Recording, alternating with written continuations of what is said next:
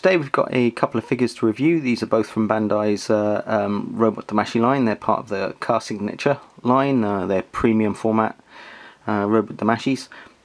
And the main reason I'm reviewing them together is because this suit here, this is the Mk.V Gundam, is actually an ancestor of this suit here, the Silver Bullet. The Mk.V was from Gundam Sentinel. I don't think it's appeared in any anime yet. The Silver Bullet though was in Unicorn. I think it was fairly brief, but yeah. So we're reviewing these today. I've got all of their various gear laid out in front of them, and the main reason for that was just to show you how similar their suits actually are. Now they're not identical. In actual fact, there's a lot of unique moulding to this. I'm not actually sure if any of this is core. If anything, it's probably this central hub. So the actual the main body. You can see here it is, if I straighten that out, yeah, see, even then it looks slightly different, but they do look very similar suits. You can see with the legs and the boosters, and then that hip armour, but they are distinct remolds. So this suit came out first. There's actually two versions of this. This one's the Federal colour version. The other version, which I think is the more the base version, that's in a light blue. But I kind of like this grey look. And obviously these do come with the obligatory decal sheet, which as I've said many times before, not on my my Gundam figures. So what we'll do is we'll go through each of these. So we'll start off with the Mk.V, and then we'll do the Silver Bullet, and then maybe do a bit more comparison of them. But I think it's fairly evident that these are similar suits. They are, however, very different. Well, I say they're very different figures, but they're kind of different takes on it. There's a few sort of extra similarities that you'll see. A few option parts, which are not the same but just similar enough, really. Okay, so yeah, I'll see you back when we've got this guy on his own. So here we have the Mk.V with all of his gear on. You'll have noticed though that there was a one additional item, which was this this beam rifle here. Let's see if I can get it. I don't tend to display this guy with this because this just doesn't go with any of the colours on this particular version. This is the Federal colour version. The other version's in a light blue, and that probably actually goes a bit better with this. I don't know though, because it does. I mean, they share the same white flashes. And this is a cream coloured weapon that just doesn't seem kind of fit. Now while this weapon does have this really dark grey, you've got the green accents on it, all matched green accents on the actual robot itself. You can see there's some really nice little green flashes on the helm there, and that white is exactly the same white as displayed on these sort of boosters. So yeah, it's a bit weird, this this gun. I mean, it's very cool. It's got some great touches. You've got a nice kind of lens there. There are these two parts. I don't think they're. Oh no, they are painted grey. So I thought they were sort of plug-in parts, but no. And then you've got this bit of cabling there, which is slightly different colour. I don't know if that doesn't seem to be showing up, but it is slightly different colour. You know, it's a very cool weapon. I don't think it works with this guy though, so I'm just going to put this one to the side. So yeah, so the robot itself, I mean, it really is a very attractive mobile suit. It's a bit of a weird mobile suit. I mean, it's for a start, it's big. You know, there's my comparison du jour, the Z Gundam, Zeta Gundam. And yeah, you know, I mean, this suit is quite a bit taller. You know, it's not Game Hulk size, but very little is. But it is, you know, it is a big suit. But it is really cool. I love these red flashes all over here, and this yellow collar. I think that's a really cool kind of. It's just really nice to have a bit of a spot color all around it. And yeah, it's a very nice suit. You've got this whole backpack section, which you saw before. This is really nice, and it's really held on nice and sturdily. You've got a movable booster down here. This bit here, which acts as a booster, is also actually a kind of a shield. So you can see there's a plug there that goes into a port there. This guy's got a few ports, so you've got a port on either arm. There's a port on the back, and then these two ports that these are plugged into. So you could plug this in any of those, but really it only looks good on the backpack and the arm. It's very cool. It's got a lot of detail on the inside there. Some really nice little bits of detail, and you can actually move this plug section up and down. You can take that out and actually plug it in to either sections. What's really weird is this is staying in really tightly, whereas when I was playing with this before, this bit just came out all the time.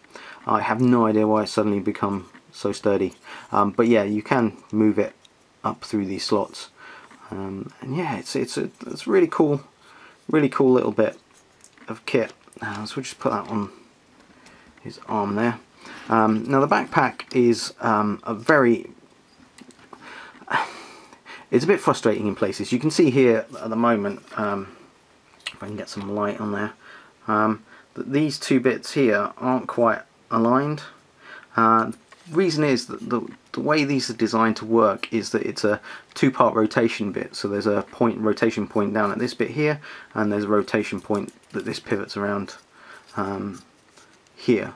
The idea being that this can rotate around and actually drop in under the arm to deliver the beam sabers. We'll get to these.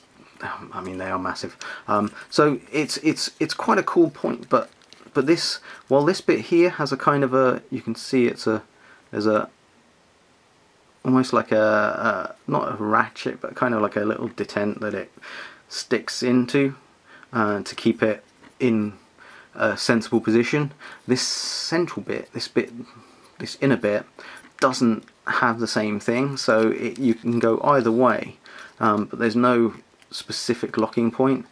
It just doesn't feel like it wants to sit in one place. Yeah, it's just a bit weird. So you often end up with these two kind of sat slightly out, and which is just a bit annoying. You know, it kind of ruins the symmetry that this is going for. But overall, you know, the backpack's quite neat. You've got movable boosters. You've got the beam sabers up here. These are on a kind of a ball joint, which again, you know, it's great for doing the underarm delivery of the beam sabers. It's quite cool for that trick, but they don't always sit really nicely, which is a bit of a shame. There's also these sections here, which if I can clip this out. So these are the sort of SciComm unit that they have in Gundam. So these are designed. They're not as cool as the Kshatriyas, which I've shown before. They're a bit of a pain to get out, to be honest. But what they do, there's like a little inner pin in here. So to save me mucking around getting that out, there's a little inner pin in there, and that is basically the same shape as this. And then what you have is this wire with that shape on the end, and the idea is that these plug in there, and then the wire goes round, and then you have these little round nodules. Let's see if I can find this. I did have a spare one lying around, but it's so small it's probably just disappeared.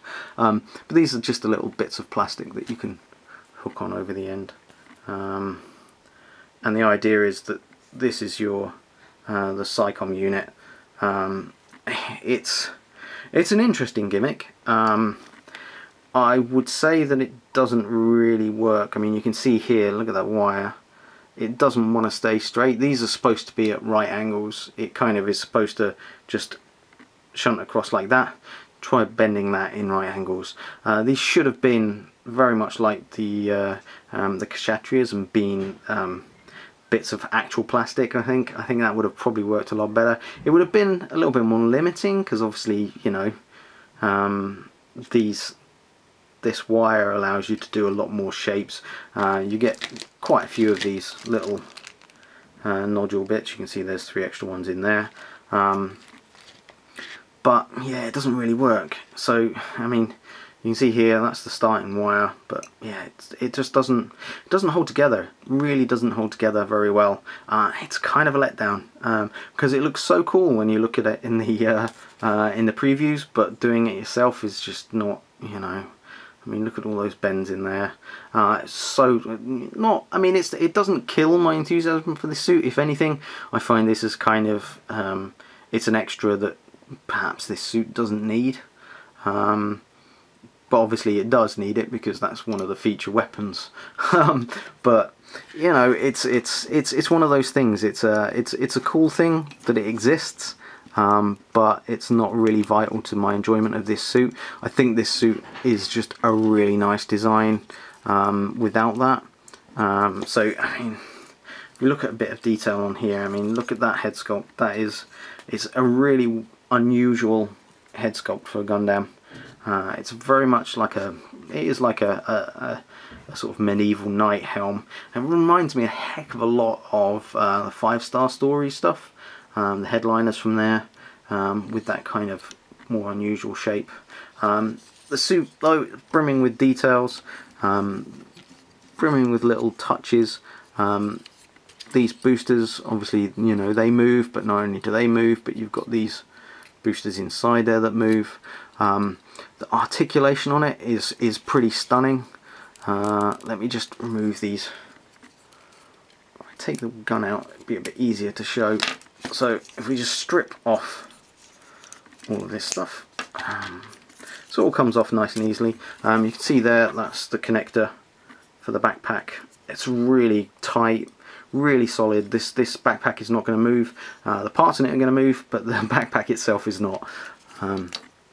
Okay, so in terms of base figure, this is kind of almost identical to the Silver Bullet, really. What's weird though is it's not identical to the Silver Bullet. I'll get on that, but so you've got a ball joint sat in there that links through to a swivel on the arms.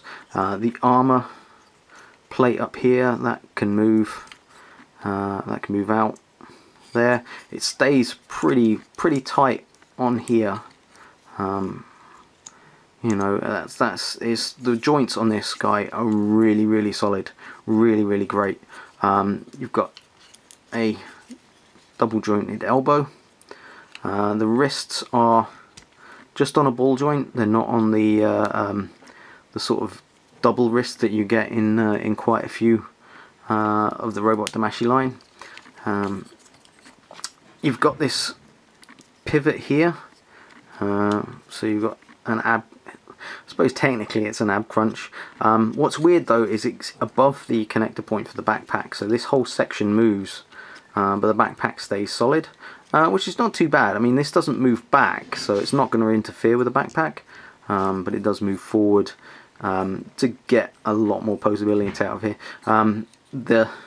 There's a ball joint underneath this the crotch plate, and that means that just is never in the way. That never gets in the way. There's no back part. You can see here I've got the Damashii stage plug for it. These are on a ball joint to keep them out of the way. You've got a swivel on the upper thigh. There's a nice ball joint buried in the hips, so you've got plenty of movement there. The knees just they get stuck because of this, but you know, I mean, that's a heck of a lot of bend for a knee on a robot this complicated, you know, on this size. So it's pretty cool. The ankles though, these are kind of one of my favourite bits. These are the Bandai's engineers just going a bit crazy. So while, you know, while there's cool stuff going on up here, with this moving out of the way, you know, that's all really cool. But this whole section here, so you've got a swivel point that this part sticks into, and then there's a ball joint in there. These back sections are swivel independently, and then the toe swivels independently as well. So it means that you just get a lot of movement in here, and what you can do is, because you've got this extra part here, it means that you can set 1 foot back and 1 foot forward. So when it's got a stance, this bit has moved back, so it's not interfering with the lower part of the leg plate, and this bit is stretching forward, so you get, you know, such a range of posing with this, and it's really quite cool that a suit this big can have that, with so many extra bits, you know, so many. I mean, these plates are quite, you know, these forelegs are pretty big, but they've thought of everything to make sure that you can get a lot out of this guy. I mean, the neck's on a ball joint. There's another ball joint buried in the lower part of the neck, so you get a lot of movement out of there. You do get a bit stuck by these parts with the antenna, and these antenna, I mean, they're fairly solid, you know, they've got a bit of flex in them, so they're not just going to break off, but you do need to be a bit delicate with them. But overall, you know, this suit is really cool. Really has got a lot of nice touches to it, and when you've got all of the armor parts on, it looks really good. The only thing that really lets it down are these wires. You know, that's a bit of a shame. And one last thing before I forget. So we saw the backpack. These are the beam sabers. So there's the whole process of delivering the beam sabers by getting them through like that. Now, they've given you hands to handle these beam sabers, because these are big. I mean, you look at the size of the hand, that's a big beam saber.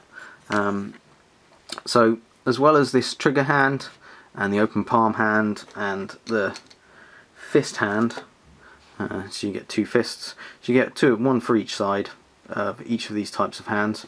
You'll also get a hand for gripping the beam saber. So it's got this little plug bit, and there's your little port for it, and that means that you can just stick that in, and then this is where you need it. Look at the size of that. That's just a crazy beam. So you get these huge beams being held by these huge mitts, and because of the strength in all of these joints on this body, this beam saber doesn't go anywhere. It's really cool. It's crazy that these are this massive. Now there is kind of history here though, because I'll just show you this. I'll do a review later, but this is the full armor double Zeta, and that's got the same kind of deal on the backpack with these big, and that also uses the exact same style plug-in for the hands. So that one actually does have these. Now this is for the Mk.V, but both of these have that same kind of thing. It's pretty cool how they've actually used that across the line on various figures. So yeah, it's a pretty cool suit. I won't lie, really do enjoy it. It looks really great on a Damashii stage as well, because it's just got such, it's got a lot of kind of movement to it, because you've got all these boosters. You know, you can get a really nice pose out of it as if it's flying through space. So I really love displaying this guy on a Damashii stage, more so than the Silver Bullet. The Silver Bullet's a bit of a different beast. So that's this robot, really quite neat. Now we'll do the Silver Bullet. So the Silver Bullet. I wasn't sure about this suit. I honestly wasn't. I'd seen the Mk.V and I wasn't sure whether to get one that was so similar, but actually these are entirely different beasts. Really, that central core section, even though, I mean, it's still sculpted differently, is really the only kind of major similarity. You have this, the ball joint, crotch plate, and you have some similarities in the boosters on this side. But yeah, this guy just feels really different, really impressive. I think the one thing that I really love about this is this head sculpt. It is phenomenal. It really is. There's a lot of detail to it. One thing I've not really been impressed with on a lot of the Robot Damashii Gundam figures is their head sculpts. They just haven't really impressed me, but this is just really crisp. You've got these dual antennas, which are a bit worrying. You know, the plastic's a bit, you can see it's fairly fragile looking. I'm not going to play with it too much, but it's just got lovely detail to it. You can see there the cameras on the front and back. Yeah, so this is a mean looking Gundam. Now, other similarities between this and the Mk.V is this has got a rotating backpack gimmick, but you can see here it's a slightly different gimmick. Instead of having that two-part section, it's just got this thin section, and you see that bit there? That's to stop it from going any further. So this actually does have the locking sections which were missing on the Mk.V. So yeah, so you can put these boosters up. You can actually put them over the shoulder if you want. They will clash with these sections if you do too much.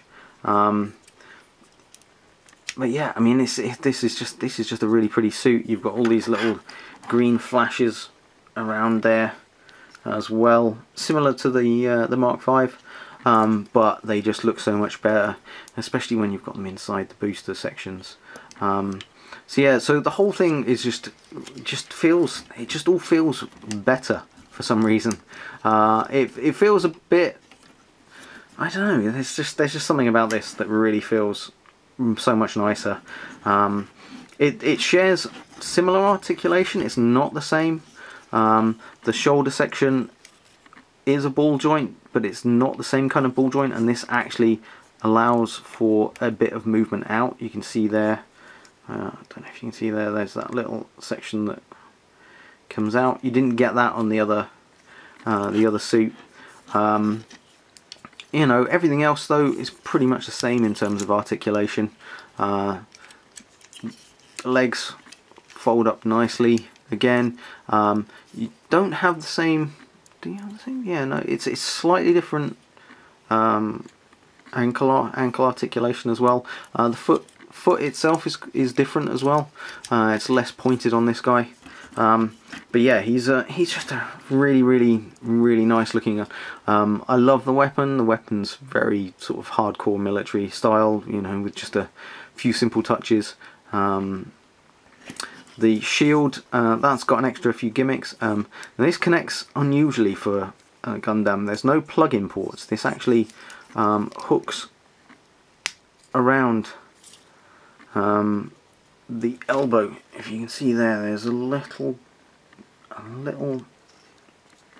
clip point there, and that connects to these tiny little clips right there. So that hooks on. It's got several points, so you can plug in at different positions. So you can unplug this, you can plug it in a different position if you want, which is a nice touch. The shield does actually have its own gimmick. It extends out, and then these parts fold out, and I believe that's just another form of weapon. Now let me just try something on camera. I'm not sure. Yeah, see, I thought it might fit the beam sabers, the blades from the beam saber, but it doesn't quite. So yeah, so it's, you know, it's fully armed. Really quite cool extras. This guy just, I don't know, it just feels so much better. It just feels so much better. And I just think it looks better as well. There's something about this backpack that just feels a little bit neater. I think it's because it's a bit more. This is a bit more traditional Gundam with these kind of backpacks than the other done on the Mk.V. The Mk.V is very much more of an experimental suit, I think. So you just clip this back on. So yeah, it's just a really solid suit. You have the same kind of hands. The only difference being that you get a, if I can find it, yeah. So you've got the trigger hands, and you've got the open palms, and you've got the fists. But you actually have this one, and that's for the beam sabers, because these aren't the monumentally big beam sabers that you get on the Mk.V. These are all regular size ones. They are, however, stored in a very interesting place. They're actually stored in the hips. So there's a little, you can't really see it, well, you can kind of just about see it perhaps, but there's a little tube running across the top of this hip armor, and that contains the beam sabers. They're not easy to get out. So yeah, so there's a beam saber. They've got a little ball joint on the end here to allow it to slide in and fit flush, but they are just a fairly standard beam saber. So just put it in the hand, and then you get the blade coming out. Quite cool, really cool touch having them stored in here. I think that's used on another suit. I'm trying to remember what suit it is, but it would be cool if they do reuse that gimmick on another suit. But yeah, so overall, just really neat, really neat design, really neat extra touches on it. It has the same kind of, it does have the same floor. Oop, let me just plug that back in. So this is the only problem I have with these, is that I think there's a specific direction that these have to go in, and I can never find it, so I end up just poking it until it fits. So these have the SciComm units. If I move these out of the way, that'll be a bit easier to open them up. You ain't gonna open. There we go. So you have the same SciComm units. They're on the same, the exact same setting. So they've got the exact same plug as the ones on the Mk.V. They've got the same wire as the ones on the Mk.V. They've got the same little joint bits as the Mk.V. It's all very much the same. It has exactly the same flaws with that metal wire. But this guy does come with one additional sort of special feature, and it is a similar kind of. It has a similar kind of problem to that, to the SciComm units. He has essentially rocket punch. So this is another bit of wire. It's exactly the same plastic coated wire as you get with the SciComm units, but this one has a joint on the end of it. I don't know if you can see that there, and that's because you essentially remove his arm, which is a bit of a disconcerting thing. I must admit, removing this arm. So you remove the arm and you'll see here that this is pretty much the same. If we can get it, to focus. So that's pretty much the same joint, but this one's on a wire. So you can just slot that in there, and then on the end of the wire, oop, so this is why this is a pain. Wires just don't seem to work with these. So you can see on here, that's got the same kind of joint, and then the fist just plugs in to that. So yeah, so he's got a classic rocket punch. Like I say, it's the same. I mean, this is quite cool. Don't get me wrong. I do love the old rocket punches. It's good that this still has some movement in that joint, so that you can actually position the arm.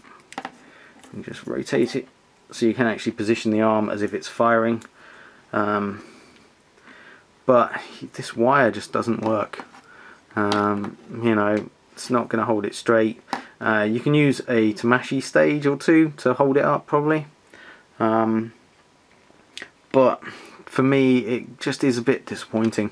I would have, like I said before, I would have much preferred something similar to the Kshatriya, with the plastic elements that uses.